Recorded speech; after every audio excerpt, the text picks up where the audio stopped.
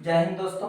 आज हम इस वीडियो में चर्चा करेंगे मास्टर ग्रंथि क्या है और इनसे स्त्राव होने वाले विभिन्न प्रकार के हार्मोन एवं उनके कार्य के बारे में जानेंगे।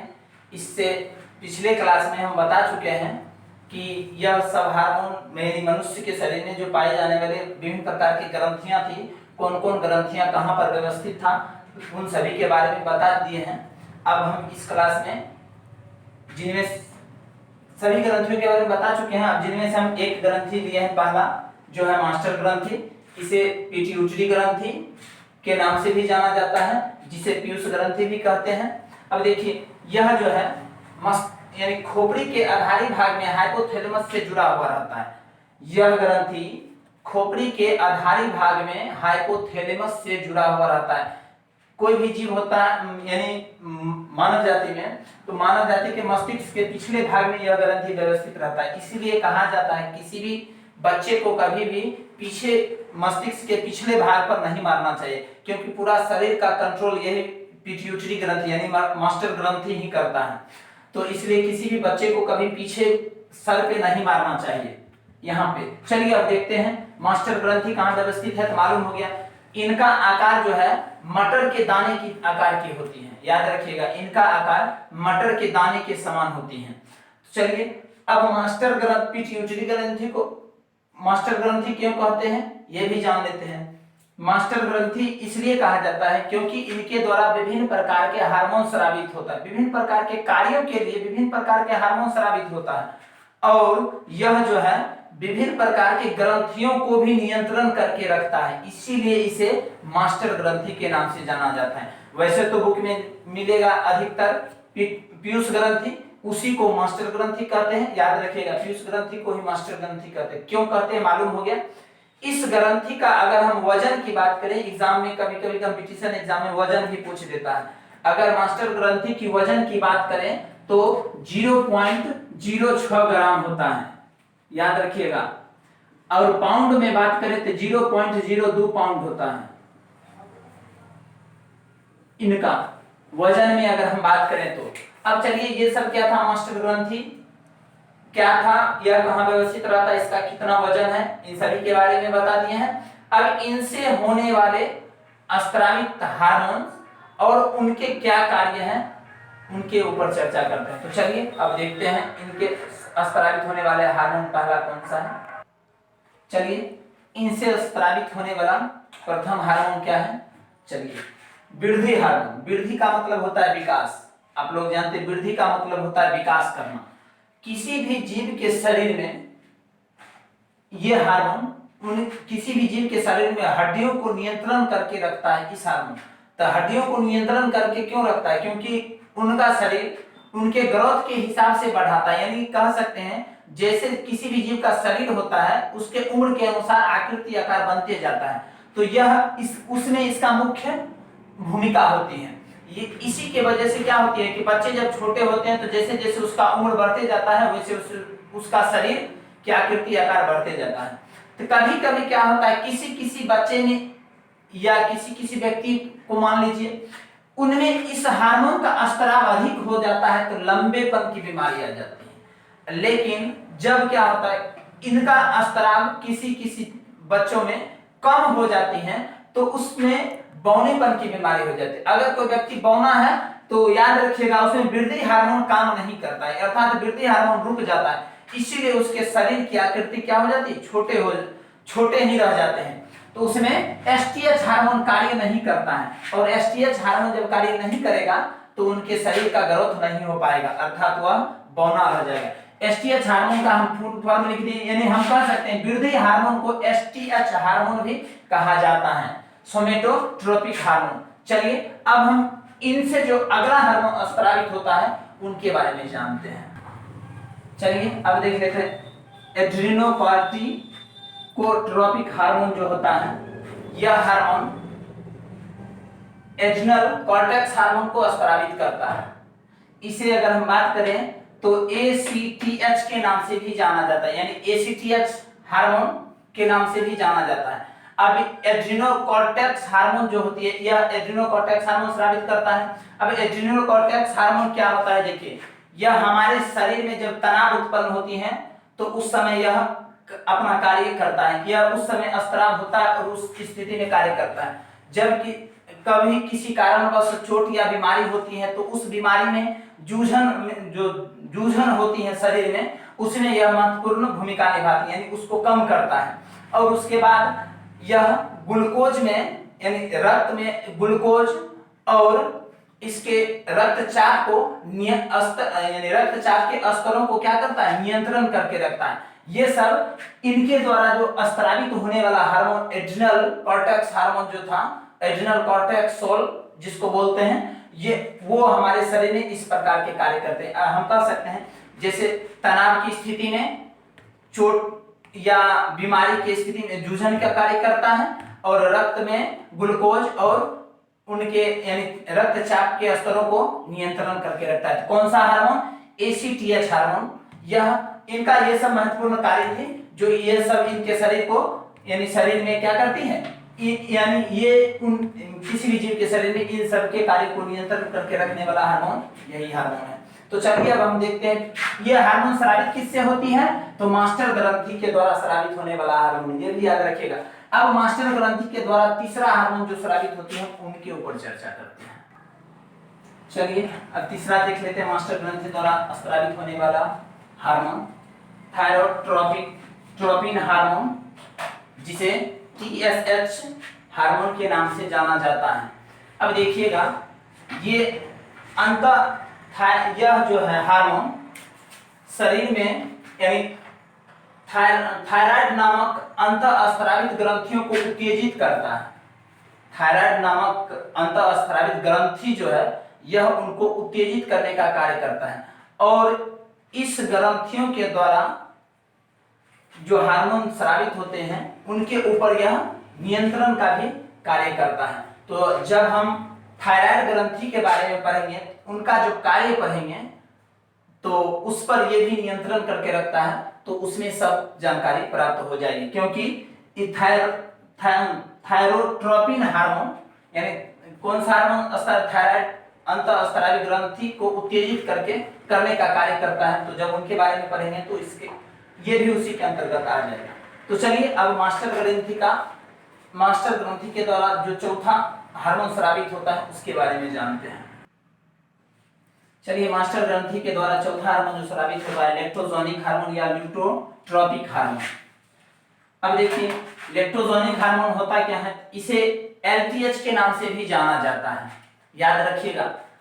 इस हार्मोन का निर्माण मादा में संतान उत्पत्ति के दौरान यानी संतान उत्पत्ति के समय इस हार्मोन का निर्माण मादाओं के शरीर में होता है, यानी स्त्राव होता है। इस हार्मोन का स्त्राव कब होती है, तो जब मादा संतान उत्पत्ति की अवस्था में आती है तो उस समय इस हार्मोन का स्त्राव होता है।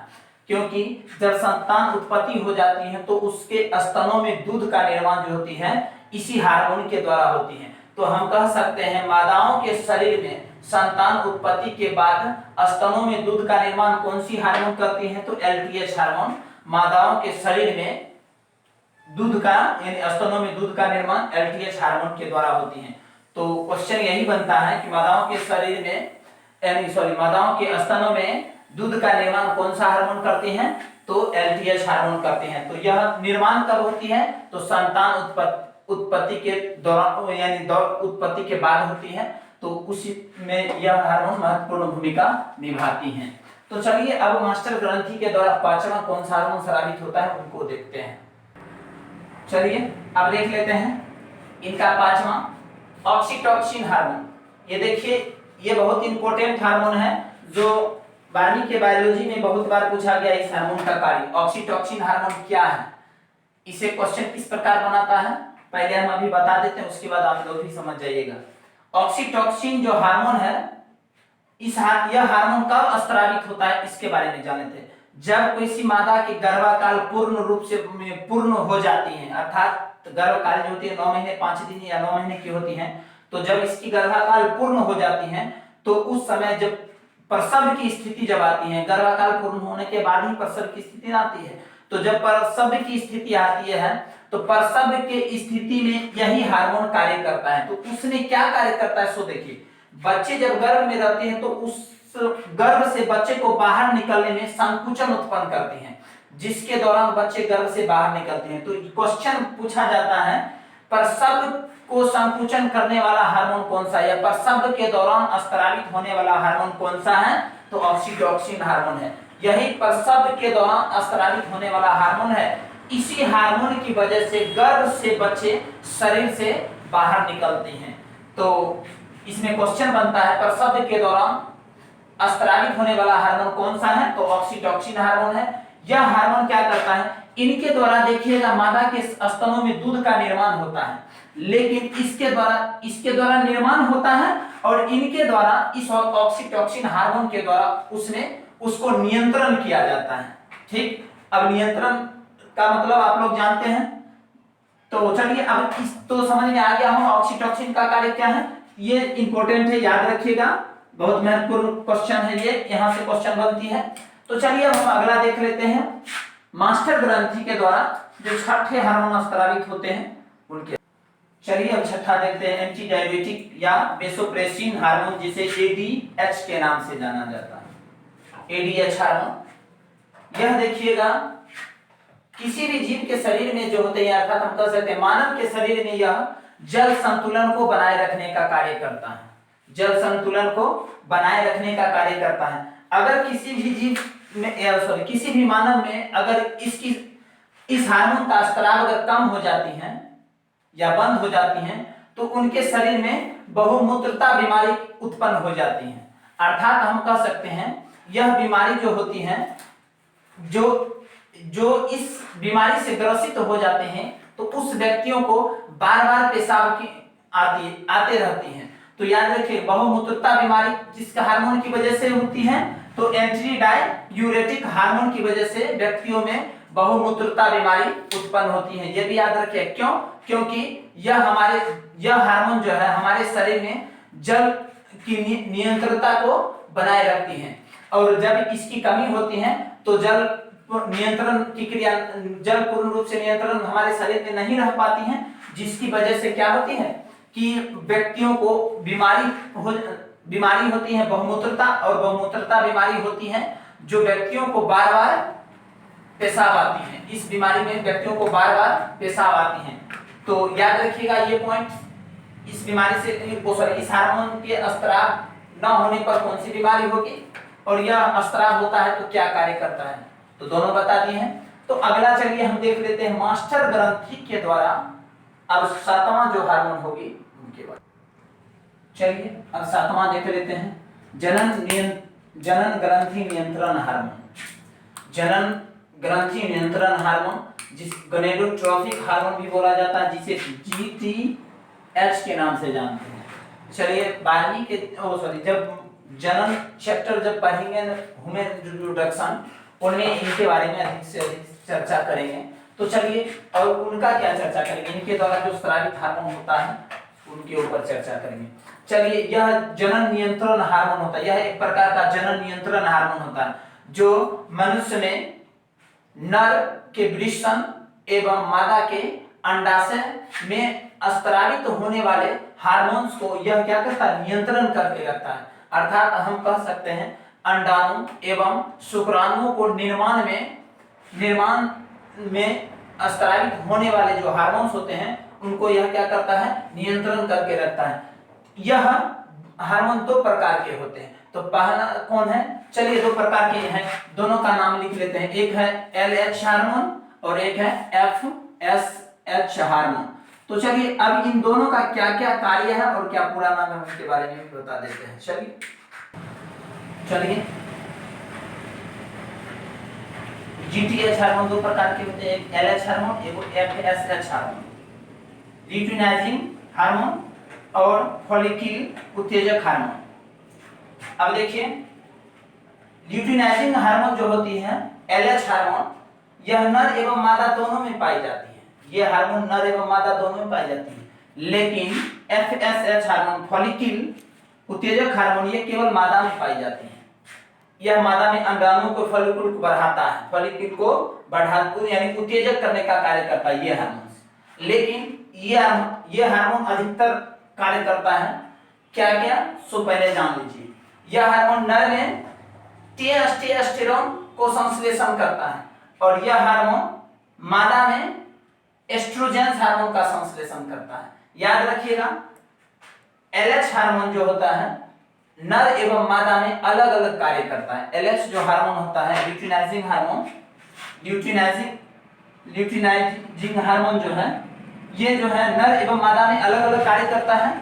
तो नर में क्या करता है, यह टेस्टोस्टेरोन हार्मोन को स्रावित करता है और स्राव करता है, या हम कह सकते हैं टेस्टोस्टेरोन का संश्लेषण करता है। और मादा में क्या करता है ये हार्मोन मादा में एस्ट्रोजेंस का संश्लेषण करता है, जो महत्वपूर्ण है। अभी तो फिलहाल हम इतना ही जानेंगे इन सभी के बारे में। अब इन सबसे जो महत्वपूर्ण बात होगी जब हम इस ग्रंथियों के बारे में, अर्थात हम कहेंगे कि जब हम जनन चैप्टर पढ़ेंगे नर भाग, जनन चैप्टर में नर भाग एवं मादा भाग का जब चर्चा करेंगे, उनमें जब हार्मोन्स के नियंत्रण या हार्मोन्स का जब कार्य पढ़ेंगे तो उन सभी में इनका थोड़ा और विस्तार से जानेंगे। तो फिलहाल अब इतना जानिए कि ये हम बता दिए कि कौन सा हार्मोन कहाँ पाया जाता है और क्या कार्य है, इन सभी के बारे में अभी हम चर्चा कर रहे हैं। फिर जब उन क्लास जब शुरू करेंगे उसमें जब हम बात करेंगे, जब इन सब की चर्चा होगी तो जानेंगे। हम इसमें सिर्फ यह क्लास हम इस उद्देश्य से बता रहे हैं ताकि हम आगे जो कोई भी चीज पढ़ाएंगे ना, उसमें जब हम FSH लिख देंगे तो आप तब कमेंट में यह नहीं कहिएगा सर जी FSH क्या है, या LH लिख देंगे यह LH के द्वारा निर्मित होती है, तब मत कहिएगा कि LH क्या है। इसीलिए हम अभी इनसे जान पहचान या अवगत अभी हम करा देते हैं ताकि बाद में किसी भी प्रकार की समस्या नहीं हो पूछने के। हम इससे इसीलिए जितने भी हार्मोन्स है सबका शॉर्ट नाम, वैसे जब बुक में पढ़ेंगे तो यही शॉर्टे नाम रहता है, फुल नाम नहीं देगा। तो पहले हम शॉर्ट नाम भी बता दिए हैं, यानी लॉन्ग और शॉर्ट दोनों बता दिए हैं। सभी हार्मोन्स से हम अवगत करा दिए हैं। जो भी अभी बुक में जब पढ़ाई होगी तो हम शॉर्ट में लिखेंगे FSH, तब आपको खुद समझना पड़ेगा कि यह फॉलिक्यूलिक उत्तेजक हार्मोन है। या फिर LH हार्मोन जब हम लिखेंगे तो आपको समझना पड़ेगा यह ल्यूटिनाइजिंग हार्मोन है, यह नर एवं मादा दोनों में कार्य करता है। अब देखिए इसमें थोड़ा और बता देते हैं क्या है। यह जो है अंडाणु एवं शुक्राणुओं को बनने की प्रक्रिया जो होती है इसी हार्मोन के अंतर्गत तो होती है, लेकिन यह एग्जाम में कई बार पूछा गया है अंडाणु या शुक्राणुओं को नियमन कौन सा हार्मोन करता है। तो याद रखिएगा नियमन की बात आवे तो FSH और LH दोनों हार्मोन नियमन का कार्य करता है। तो चलिए अब हम इन सभी के बारे में तो जान गए। मास्टर ग्रंथियों के द्वारा कौन कौन से हार्मोन स्रावित होते थे, जो सबसे प्रमुख हार्मोन्स थे, सब उन सभी के बारे में जान गए, इनके कार्य के बारे में जान गए, हार्मोन्स के बारे में और कार्य के सभी के बारे में जान गए। अगर आपको कभी क्वेश्चन में पूछ दे मास्टर ग्रंथि का क्या कार्य है, तो आप लोग इन सभी का जो हम कार्य बताए हैं उन सभी में से एक एक करके लिख दीजिएगा तो वो भी उसका आंसर हो जाएगा। बात समझ में आ गया? तो चलिए अब हम फिर मिलते हैं। ये था 1 नंबर में। अब हम ग्रंथि जो है मास्टर ग्रंथि पढ़ लिए, अगले 2 नंबर में जो ग्रंथियां होगी उनके ऊपर हम चर्चा करेंगे अगले क्लास में। तो जय हिंद। अगर आप लोगों को यह वीडियो अच्छा लगे तो सब्सक्राइब कीजिए, ठीक है। फिर मिलते हैं अगले क्लास में।